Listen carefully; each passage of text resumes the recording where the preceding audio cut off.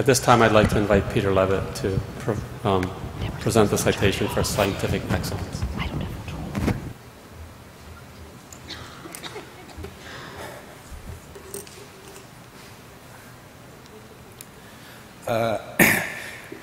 One of the things about doing anything for a very long time, and this would be my 4th decade in ASLO, is that your thoughts tend to drift and ponder over what your effect has been, or maybe more humbly what your legacy might be.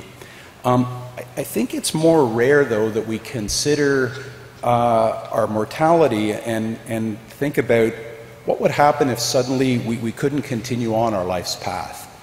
You know, I think for most of us, aquatic sciences, oceanography, and limnology, these are not jobs. These are what we are. We self-identify. And I think we're passionate about our life. This is where we see our friends. This is where we do cool work. This is where we continue one of our most important activities. We train the next generation. I think we rarely, if ever, think of being denied that pleasure, and even more uncommonly think about the effects of our passing and what they may have on our colleagues, our family, and our friends. And yet I think these effects are profound beyond measure, and that this next award recognizes that. The Citation for Scientific Excellence is given to an aquatic scientist who could not fulfill their potential due to early death or disability. And this year's awardee, Scott Nixon, is receiving the citation for his intellectual generosity, his unending passion for marine science, and for mentorship, and for the protection of coastal ecosystems.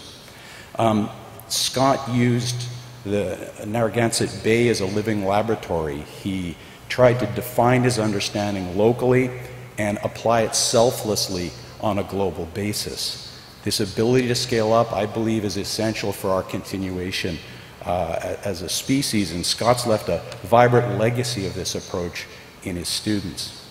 His colleagues at the Rhode Island Sea Grant Institute noted that Scott saw himself as a modest but inquisitive marine ecologist who was building on the work of others who rarely receive the credit they deserved. And yet when you look at Scott's contributions, you see that that's probably not quite true.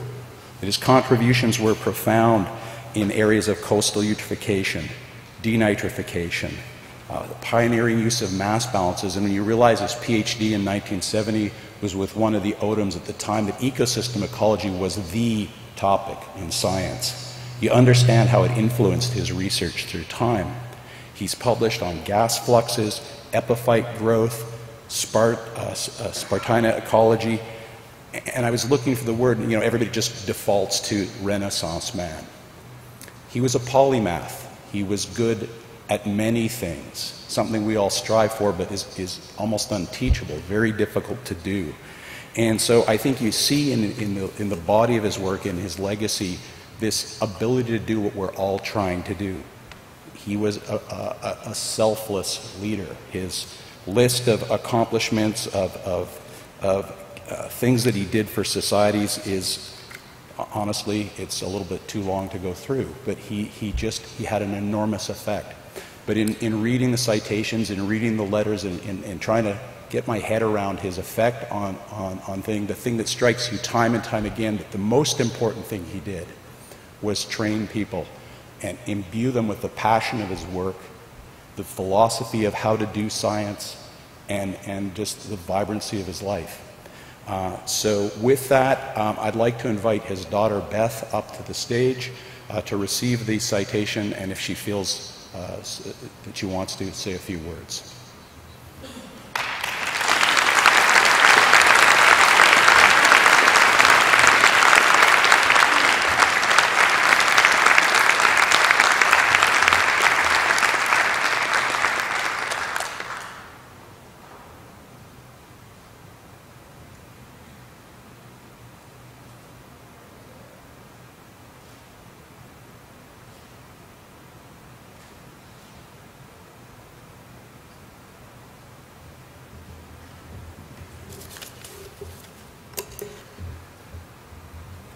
Thank you.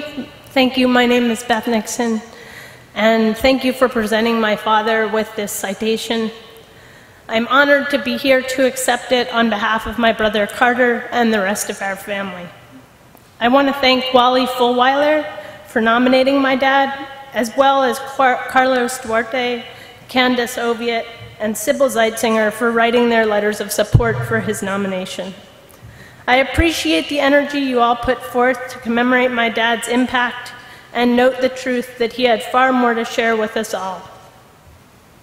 I have been assured that I don't need to use these few minutes to stress to you what an amazing scientist, teacher, historian, writer, storyteller, collaborator, or colleague he was. Instead, I would like to thank you all for being his community, for being his academic family and his other offspring.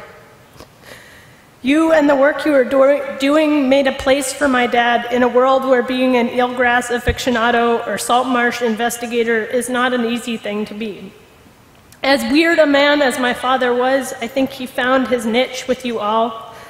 In a world full of options, that's impressive. I am comforted by the fact that the responsibility for carrying on his work is dispersed among us.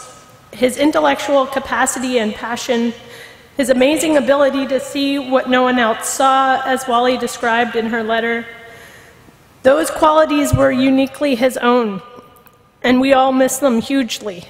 However, the generosity with which he shared his intellect, the impulse to look beyond and challenge current paradigms, the curiosity that propelled him forward, these are parts of his legacy I'm attempting to pay tribute to in the ways in which I live my life, approach my work, and parent my daughter. As kids, my brother and I spent hours slogging around tide pools with my dad. He would encourage us, he would ask us what we saw, nudge us to plunge our hands in, he would delight in our discoveries, but mostly, he was an expert at encouraging us to wonder, to be compelled forward by our questions, and to share our curiosities and convictions in thoughtful ways. We who are grieving the death of my dad can honor his passing by continuing to ask hard questions and to share our findings with each other and the public in our telling of great stories.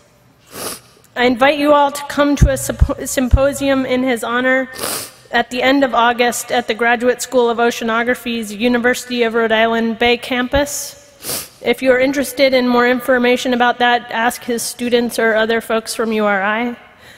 Thank you again for having me and presenting him with this award, and for carrying on the work my father started and the spirit with which he approached learning. Thank you.